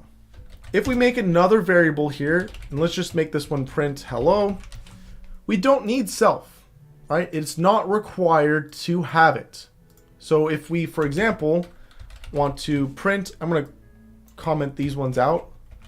If we want to print goblin.test and run this, you'll see that it is, all right, it is erroring out. So you don't need self, all right, in your variables at all. You may run into issues though when you run it like this, because again, like I said, this dot here is that self variable that's being put into your function, all right? It's being forced into your function. And self only exists for every instantiated object, every unique object you make. If you wanted to run this function, all right, this function that's a part of this class, you can. You just can't do it with a created object. You can only do it with the blueprint itself. So if we do npc.test and run this, you'll see it says hello. All right, you see it says hello, and I guess we don't need the print statement here because it prints inside of it. So again, what is going on? What is going on? This is a function. This is a function. This is also a property. It's a property because it has this required self variable. This required self variable automatically gets fulfilled whenever you do a dot, this little period right here, on a created object, not on the blueprint, on the created objects from the blueprint. So this goblin, this shopkeeper are created objects from the blueprint. So when we do dot, that will mean self and it will automatically be filled into attack.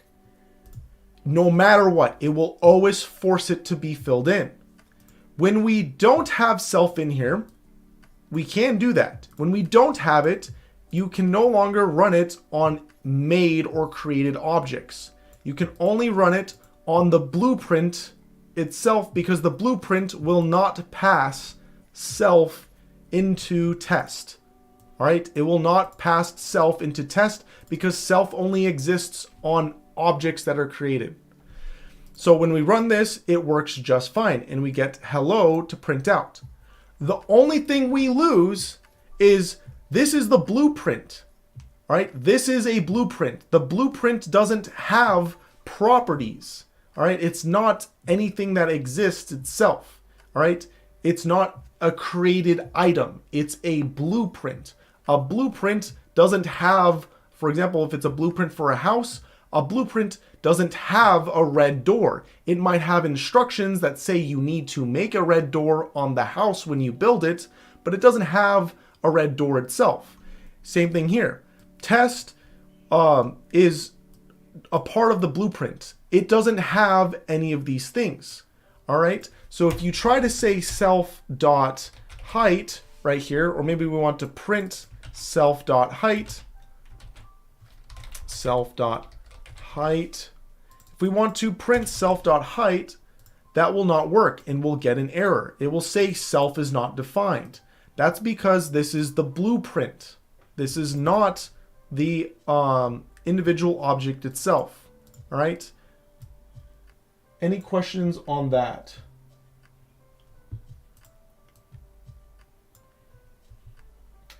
would also work if you put self inside the test at the top. I missed the parentheses. All right, so this is an important thing to notice. It's very similar to my fail earlier with the static variables. All right, so with our static variables that are made here, they're going to be something that's going to be a part of the blueprint itself, but not necessarily a part of a created object. All right.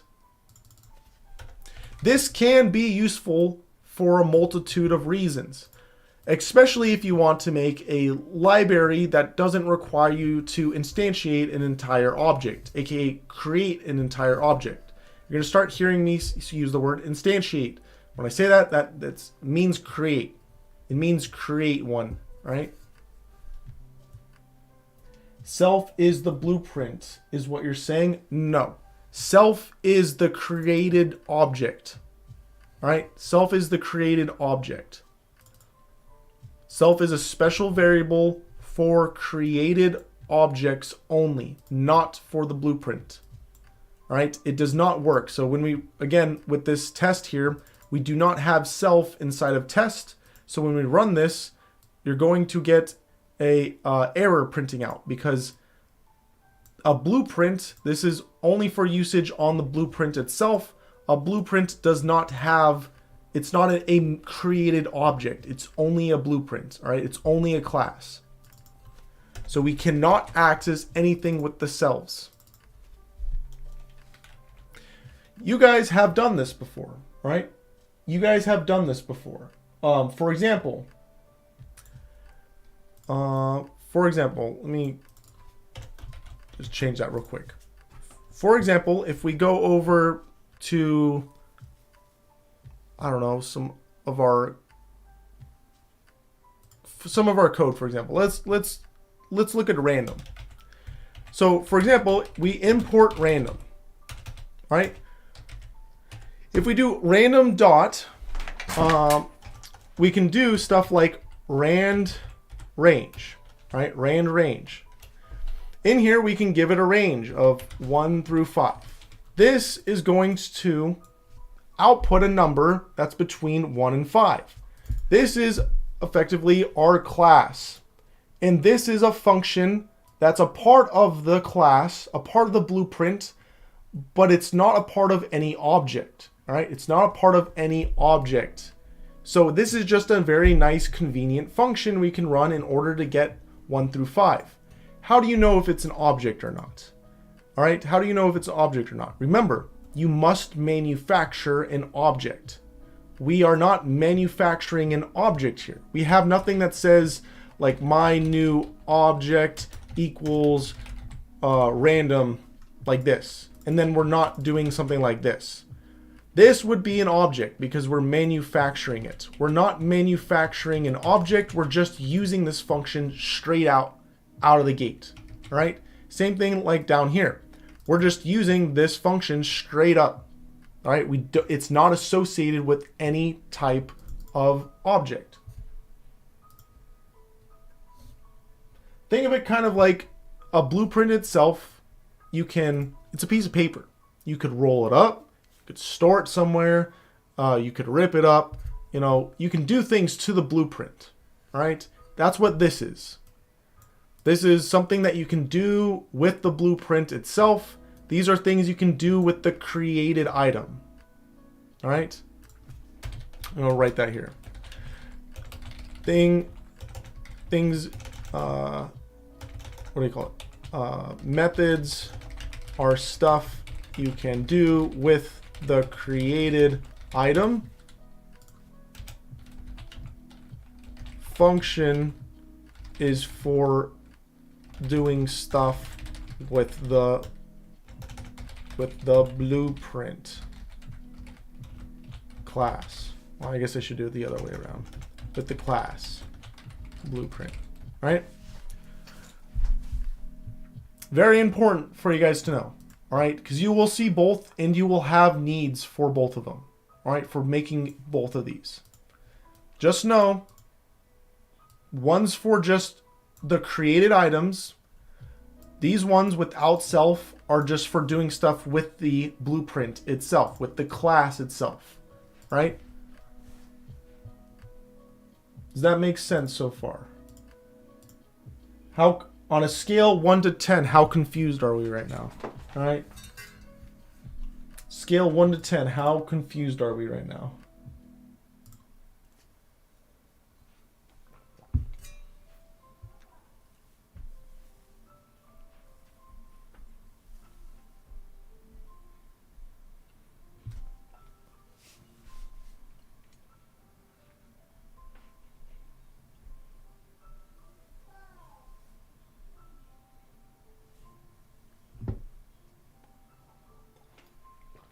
So we'll continue this tomorrow.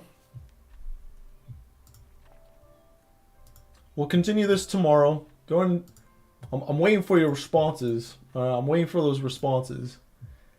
An 8 on the confusion level. That's pretty confused. It's all right. That's normal. That's okay. All right. Tomorrow we're going to talk about classes more. All right. We're going to go over more examples. We're going to do more things. All right. We're going to really focus on this and nail it down because it's very, very important. A 7. I don't know what I did there. Feeling a little better, I'd say a 6. All right. So we're about mid to high mid. All right. So we got to bring that down to hopefully a 3. All right. A 3 or less would be best. In comparison to how the last few days went for me. Okay. So, tomorrow we're going to continue this. We're going to continue this. What I want you guys to do, all right, what I want you guys to do, I'm going to remove this random stuff. So, what I want you guys to do is create 3 new properties and 1 new method, right, for this. 3 new properties. I don't care what they are. They could just be totally bullshit. They could be like real things. Make 3 new properties and 1 new method. All right. And then run them, get them to print out, test them, etc., etc. Ideally, it would be best, I think, if you guys could make something, make a second method here, maybe called take damage. And that way you can have one of your NPCs that you make attack the other one, and the other one will take some type of damage. Now you could just subtract the damage straight up from their current health, or you could make your own fancy algorithm for reducing that damage based off their current base defense level. All right? Based off their current base defense level. All right? That's like the real challenge there. Tomorrow I'll show you guys how to do that. Additionally, we're going to keep moving forward. We're going to make some more classes. All right. We're going to do some playing around with those classes. We're also going to talk about inheritance and polymorphism and whatever that other one is. All right. We're going to talk about how you guys can go about doing all of those, why they're important, how are they good, how are they bad, etc., etc. I know, very complicated big words. Don't worry. They're only going to break your brain a little bit. It's all right. It's already. We already talked about the real world equivalent of all of these concepts, so maybe we'll recap tomorrow real world equivalents before moving forward. The only way to get this is to do it. Mess with it. Do it. Test it. Break things. You've already been doing stuff with objects this whole time. If we go to our word guessing game, you guys, this right here, does this look familiar? Open. And you have this file thing here. Open is actually, okay, well, it's technically a function, but for my example here, it's effectively a class. With this class, you're passing in some data and you're manufacturing a brand new object, right? With open, you're manufacturing a brand new object, a file object. Now you have this file object. When we did dot on it, we could run functions. How does readLines know what to read the lines of? It knows to read the lines of a file. But how? Because this is a method on an object. Methods have that special little self variable inside of them. You don't see self right here because it's automatically getting self by that dot. All right. So readLines is going to refer to the file itself that we have already created, that object we've created. All right. And that's why also close works. Close is a method that actually has self inside of it. We just don't see that because it's getting it from the dot. So you guys have already been doing object-oriented programming this whole time. All right. Same thing with this thing right here, dot strip. Same thing with append right here. All right. Same thing with format right here. All right. Everything we've used a dot for before, that's actually you using, not every time, but pretty much every single one of these. This is you using a method attached to an object. All right. So file can be changed to something else. We want to have red. Yes, you can change this to anything. That's why I was saying what's great about this right here, we can allow the person that's manufacturing an NPC to change their default HP. This is effectively the same thing here. When we want to make a file object, we can change the name of that object from whatever the default name is, and we can also change what it's going to read by default, or if it's going to write by default, or etc. All right? It's kind of the same thing. All right? Kind of the same thing, at least for this example. I get the individual differences. Perfect. All right? Look, again, like we said before, I know you wrote more, Kamal. I'm about to get to it. Like we said before in our whole model here at Rootkit, one bit at a time. All right? So if you are confused in general, break things up and see if you understand at least the base components. If you do, we can just keep going out after everything and build upon your base knowledge. What's the base knowledge? Do you understand that a property is a description and properties are just variables?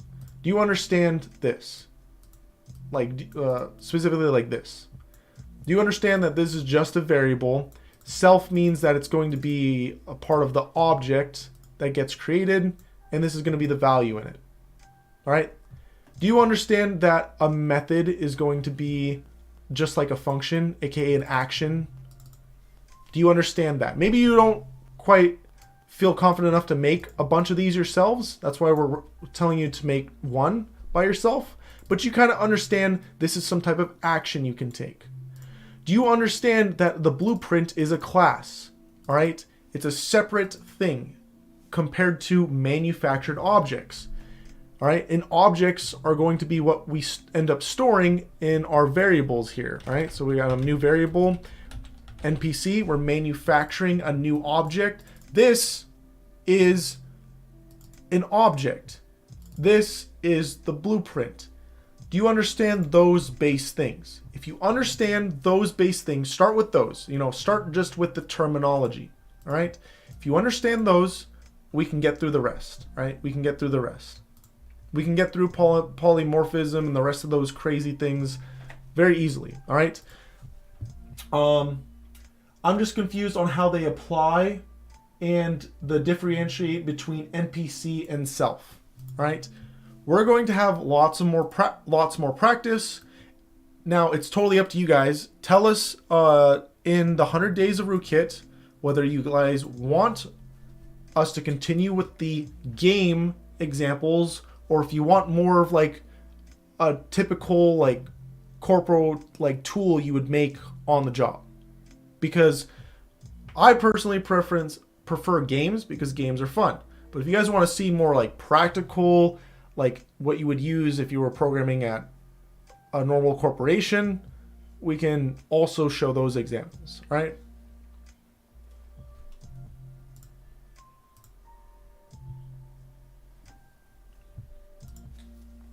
All right. I'm gonna I'd like to stick to games. All right, perfect. We can stick to games. If anyone is opposed to that, let me know, and maybe we can find a workaround here. All right, maybe we can find a workaround. So,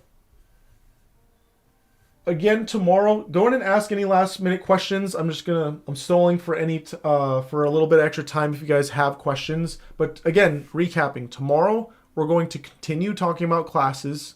We're going to make some more classes.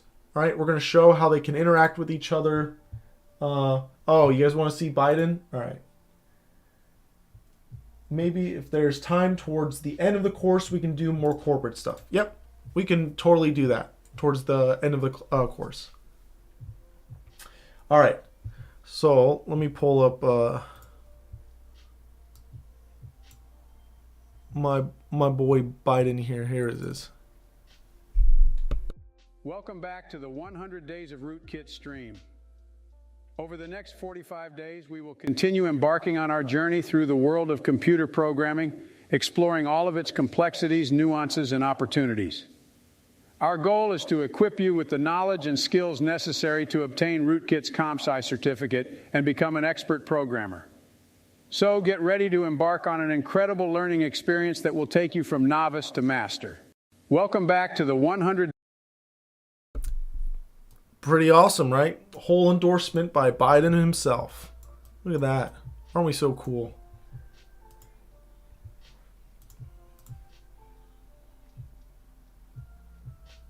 Sounds a bit too dry. All right, when I say corporate, it's not that it would be boring. It would just be different.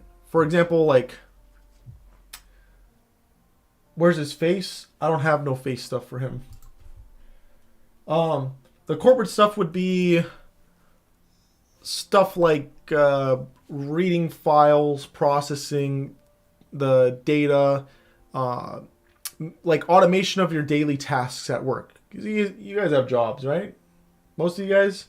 If you what do you call it?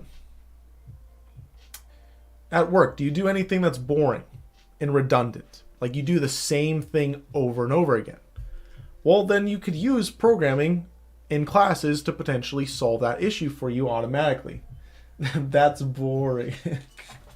Okay, so don't worry about that. We're going to make games, all right? We're going to keep going forward with games. It's all the hate coming in. All right, so we're going to keep making games, and we'll continue tomorrow with this game that we're kind of forming right now. And yeah.